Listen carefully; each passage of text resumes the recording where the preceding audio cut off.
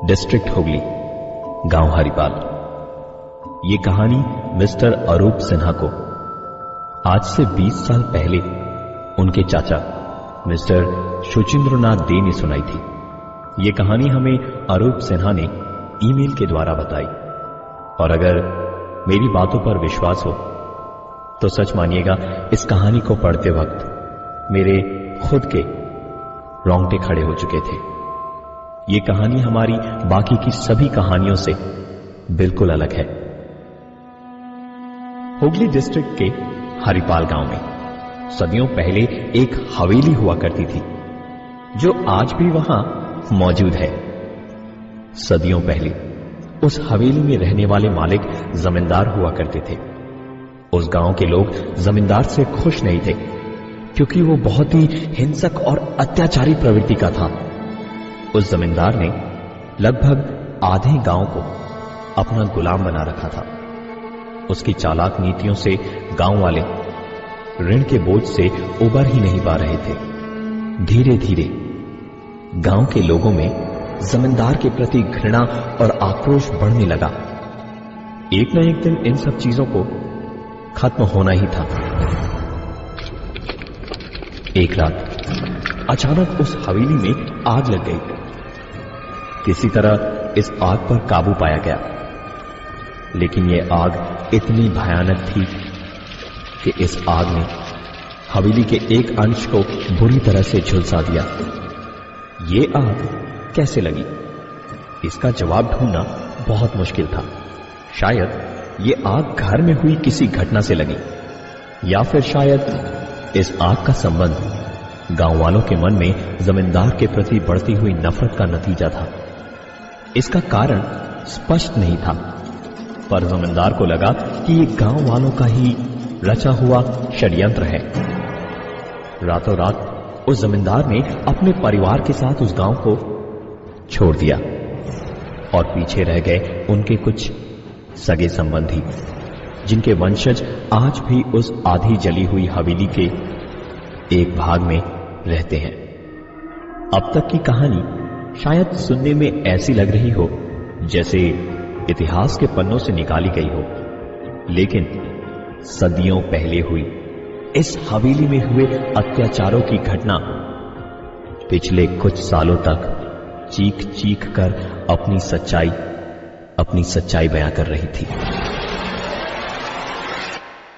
हवेली के मालिक, जो उस गांव के जमींदार भी थे, उनके वंशज आज भी उस हवेली के एक छोटे से हिस्से में रहते हैं। यह हवेली दूर से देखने में ही बड़ी डरावनी सी लगती है। सिक्के के दो पहलू की तरह इस हवेली का एक हिस्सा बिल्कुल वीराना, तो दूसरा लोगों की चहल पहल के साथ कई राज दबाए अस्तित्व में आज भी खड़ा है। दिन के समय तो बच्चे उस हवेली के जले हुए अंश में खेलने चले जाते, लेकिन शाम के बाद जैसे जैसे अंधेरे का साया बढ़ता, हवेली का ये जला हुआ हिस्सा किसी रूहानी ताकत का बसेरा लगता था। इस हवेली को लेकर गांव वाले तरह तरह की बातें करते और अफवाहें फैलाते, लेकिन हकीकत में ऐसा कुछ नहीं था, सिवाय एक अजीब बात के। इस हवेली में रहने वाले लोग कभी कभी जब देखरेख करने के सिलसिले से हवेली के जले हुए हिस्से में जाते, तो फर्श पर एक अजीब सी चीज देखते। जमीन पर मानो किसी ने सफेद पाउडर से लिख रखा हो, मुफ्ती चाय राजा। पहली बार जब हवेली में रहने वालों ने इस चीज को देखा, तो उन्होंने इसे वहां खेलने आने वाले गांव के बच्चों की शरारत समझ अनदेखा सा कर दिया। धीरे धीरे ये लिखावट आए दिन उनकी नजर में पड़ने लगी, कभी जली हुई हवेली के छत पर, तो कभी हवेली के अंदर, और कभी दरवाजे के ठीक सामने। इसे बच्चों की शरारत समझ उन्होंने हवेली के इस जले हुए हिस्से में गांव के बच्चों का आना जाना सब बंद कर दिया। बच्चों का आना जाना तो बंद हो गया। लेकिन क्या वो लिखावट बंद हुई? क्या था उस लिखावट का राज?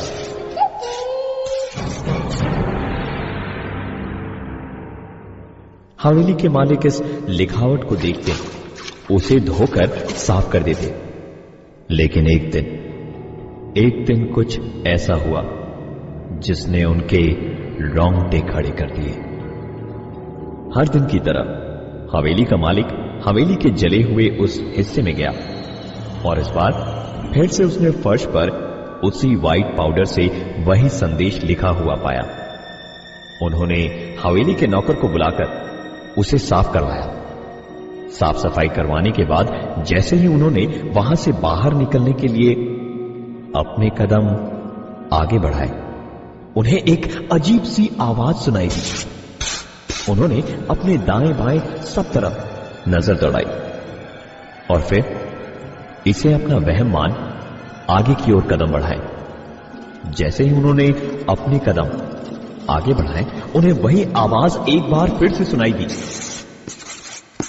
इस बार वो वहीं खड़े होकर उस आवाज को गौर से सुनने की कोशिश करने लगे। गौर से सुनने पर ऐसा लग रहा था मानो कोई फर्श पर कुछ लिख रहा हो। उन्होंने तुरंत अपनी नजरें पीछे की ओर घुमाई और पाया कि उसी फर्श पर एक बार फिर से वही संदेश लिखा हुआ था। लेकिन इस बार उस संदेश से जुड़ी हुई थी सफेद पाउडर की एक लंबी सी लकीर जो उस हवेली के एक बंद दरवाजे तक जा रही थी। कोई ना कोई तो जरूर था जो शायद अपने संदेशों के माध्यम से कुछ कहना चाहता था और आज हवेली के एक बंद कमरे की ओर इशारा कर एक बहुत बड़े राज से पर्दा उठाना चाहता था। हवेली के मालिक ने उस बंद कमरे के ताले को तोड़वाया। ये कमरा मानो सदियों से बंद पड़ा था, क्योंकि फर्श पर धूल की मोटी परत जमी पड़ी थी और दीवार मकड़ी के बनाए हुए जालों से भरे पड़े थे। उस कमरे में कुछ नहीं मिला सिवाय एक बक्से के। बक्सा खोलने पर उसमें से शतरंज की गोटियां निकली। ये गोटियां शायद आज से सदियों पहले इस्तेमाल करी गई थी आखिरी बार इस हवेली के मालिक द्वारा, जो इस गांव के जमींदार भी थे। इस बक्से में पड़ी शतरंज की सफेद गोटियां कुछ टूट गई थी, पर चौंकाने वाली बात तो यह थी कि इस बक्से के अंदर भी वही सफेद पाउडर पाया गया जिससे उस हवेली के फर्श पर एक संदेश लिखा जाता था, मुक्ति चाई राजा। हवेली के मालिक भूत प्रेत में विश्वास नहीं करते थे, इसलिए उन्होंने इस घटना के पीछे छिपे साइंटिफिक रीजन का पता लगाने की कोशिश की और शतरंज की उन गोटियों को उस पाउडर के साथ लैब टेस्ट के लिए भेजा। लैब टेस्ट की रिपोर्ट अविश्वसनीय थी। शतरंज की ये गोटियां किसी पत्थर या लकड़ी को काटकर नहीं बनाई गई थी। ये गोटियां इंसानों की हड्डियों से बनाई गई थी और वो पाउडर शतरंज की टूटी हुई गोटियों का ही हिस्सा था। अगर हवेली के मालिक की बात माने तो जिन इंसानों की हड्डियों से सदियों पहले उनके पूर्वजों ने शतरंज की गोटियां बनाई थी, उनकी आत्मा को आज तक मुक्ति नहीं मिली। सदियों पहले इस हवेली में रहने वाले जमींदार शौकीन और काफी अत्याचारी थे और शायद उन्होंने ही अपने शतरंज खेलने के शौक को पूरा करने के लिए इंसानों की हड्डियों से शतरंज की गोटियां बनवाई।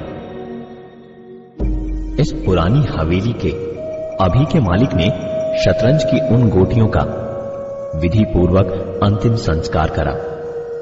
हवेली के अभी के मालिक की बातों को अगर हम मन घड़त भी माने तो आपको एक हकीकत बता दें कि उन गोटियों के विधि पूर्वक अंतिम संस्कार के बाद उस संदेश का बार बार फर्श पर लिखा होना बंद हो चुका है।